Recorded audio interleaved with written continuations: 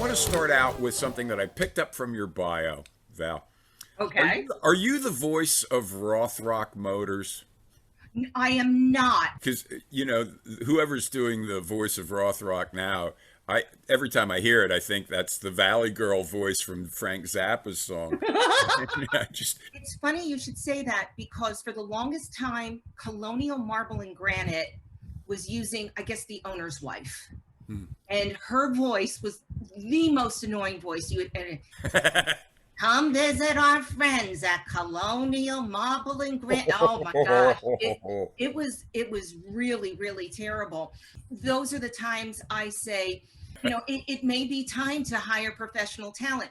Sometimes I've had to write jingles for a number of places, and they give you like 20 minutes of copy, and can you cram this into a 30-second spot? I was asked to do that ridiculously fast and sexy. Yeah. And I'm like, does that work for you? Another thing I wanted to ask you, just kind of in passing, we have both worked with John Popper, I noticed. Oh, wow. Yeah. I got a credit on his solo CDs I got. Did you? Yeah, I did. Oh my well, God. That's only because I licked his earlobe. So, maybe had you, Mike. It hadn't occurred to me.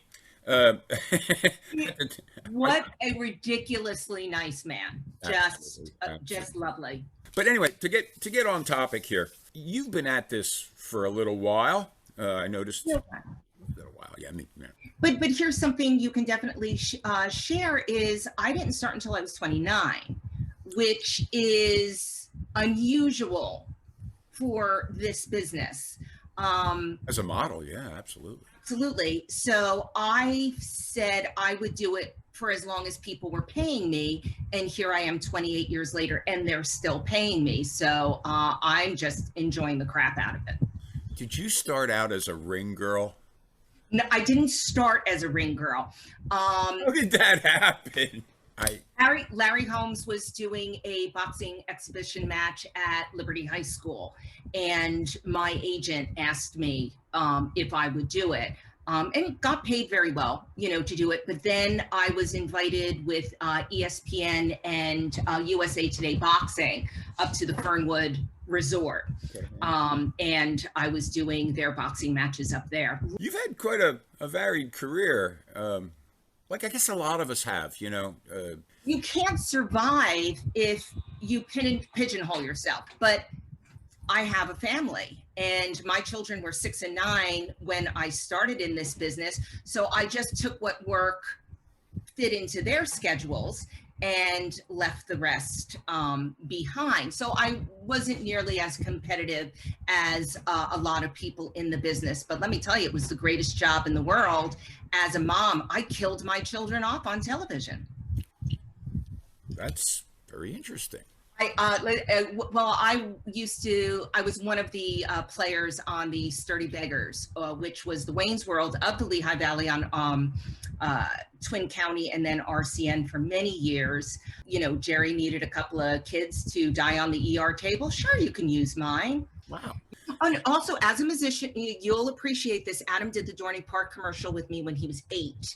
And I said, you can do whatever you want with the money. He dyed his hair bright green and bought a full set of drums. I'm sure that made you popular with the neighbors. Oh, yeah. I had people coming and banging on my door.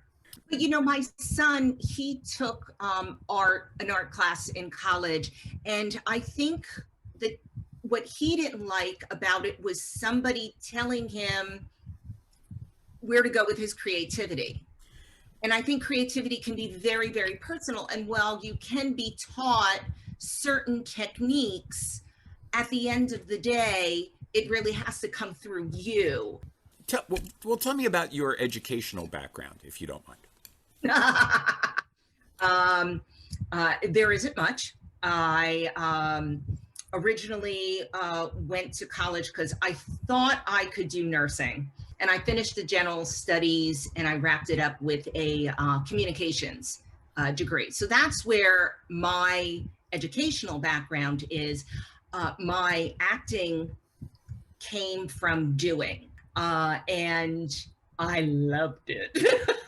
Check that out. I had so much fun that I had to do more and more and more. So I learned by doing. So it And wasn't something that you started out like on a mission to do. It was something that kind of I happened was organically for you. I was a stay-at-home mom, and I was getting my hair done. And this woman came up to me and in the hair salon and said, "Have you ever considered modeling?" And I laughed in her face, and I said I had two little children at home, but I took her card, and they tried to sell me classes and all that stuff. And I'm like, "Sweetheart, Right? Like the yeah, I didn't just fall off the turnip truck if you can't use me." And the woman said, "Well, you can't do this without photos, but here, go on this audition. I'm going to prove to you that you can't do this." I booked it. So with that money, I trotted off to Hub Wilson, a fabulous photographer I here. know Hub. Hub Yeah, is a friend. he's wonderful. He did my very first headshot. Anymore, the world is like this big. You know what I mean? It is very true. It is very true. It's unfortunate and maybe disappointing when I have to be realistic with students, especially about how glamorous the business really isn't. you know, yeah, it looks great on TV, but then you might be sleeping in somebody's basement, big spiders,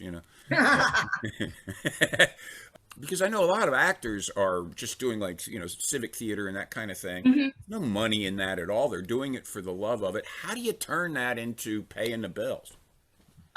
I branched out, and when I realized that the acting bug was just, it bit me hard. Yeah. I did community theater because I feel it's a 6-week crash course in acting. Bill Sanders cast me as Miss Forsythe in Death of a Salesman at Civic, and he made me cry. But I needed it. I needed the push. I also had the absolute pleasure of working with George Miller. I did Steve Brodsky, the musical, with him. You're dropping names like crazy. I know George, and Steve Brodsky is a very good friend of mine. I've known Steve for about 40 years. When you were in a commercial, at the end of the day, they would throw you in a sound booth and then you would do the voiceover. That is no longer the case. Now, some lady in Muskogee wearing her fuzzy bunny slippers is the commercial voice, and the person on camera is a totally different person. I took the voiceover that I did from commercials, put together a voice reel, and put myself out there as a voiceover artist. But that also meant that I had to learn how to do what you do with soundboards and compressing. It's just another role, to be perfectly honest. Right. I have a friend of mine was in the marketing department over at the Lehigh Valley Mall. They were doing these Walk of Hope fashion shows. I open up my big mouth way too much. And I'm like, the thing I hate about fashion shows is they don't have this and they don't have that. And she goes, "Do you want to run it?" And I wound up being the MC of the event as well. So again, branch out. But not by design. More like no, organically really that stuff happens. And back in, it was the early 2000s, my best friend was getting married. He wanted me to be the best man. At that time, marriage equality wasn't legal. So it was just going to be a commitment ceremony. And he asked me to perform the ceremony. And I went through the steps and I became an ordained minister with the Church of Spiritual Humanity. Wow. And now people hire me to have fun, unique services. I just did a wedding 2 weeks ago where we had a reading from Harry Potter. We had a reading from Captain America. And we ended with marriage is a lot like owning a dog. It is marketing I could never afford. I officiated the doggy wedding for the SPCA, and I was on the front page of the Morning Call. I use that shot periodically again, to promote myself. And I guess the last thing I would want to share is get a good accountant, and please get yourself a good accountant. Anybody in the entertainment, because you mentioned hobbyist. Yes, I did. There was a lawsuit brought on an artist. She was a painter who was trying to write off her easels, her paints, etc. And the IRS deemed her a hobbyist, and that this was not her source of income.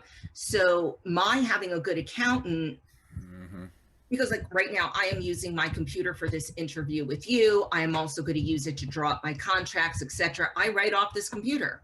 Yeah. And also my entertainment attorney helped me write an ironclad booking agreement that I use across the board with everything that I do. And I always get paid at the end of the day. I know you do a podcast, and I want you to plug your podcast, but... Well, unfortunately, I couldn't afford to produce it anymore. So there is only 25 episodes of it. But now, and I'm sure you do as well, I get at least once a week, if not more, a Facebook message, an email. Valerie, I have the most beautiful daughter in the world, and I would like to get her in the business. My favorite is the ones who say, I thought maybe she could model on the weekends and put money away for college. And I'm like, damn, if she finds that job, could you turn me on to it? Because I would love to work once a week and have enough money to put myself through college. Well, let me ask you, how do they find your podcasts? They can go to valeriebittner.com, and they're all there. Excellent. Yeah. Valerie, I don't want to take up too much of your time, but what's upcoming for Valerie Bittner? What is upcoming? Well, I shot a Bride of Frankenstein spoof. Did you have the hair up and that whole thing? I did not. But the whole premise of the movie, produced by the Snigg Brothers. I have done several productions for the Snigg Brothers, including their award-winning Beaster Day, Here Comes Peter Cottontail. Yeah. And then I'm doing the RCPA National Conference. Again, I'm going to be their master of ceremonies. I did it last year. It's an amazing organization that envelops anything that has to do with mental health, whether it be autistic kids or drug alcohol rehab. And it's really a neat group to work for. And of course, I am the product specialist for Bacon Jam, TVJ Gourmet Bacon Jam. Wow. So I will be hawking that at Music Fest this year. You are very busy. Valerie, thank you so much for talking to us today. Absolutely. It's valeriebittner.com. I will put that up on the screen for the... And my website needs help. I need to call my friend Ken and have him clean it up for me. Reach out to Valerie if any of you guys are web designers out there. And Valerie, I look forward to seeing you on Facebook in the future. By the way, you've ruined pickles for me. I have to say. Yes, visit me on Facebook, folks, if you want to see what Mike is talking about. Yeah.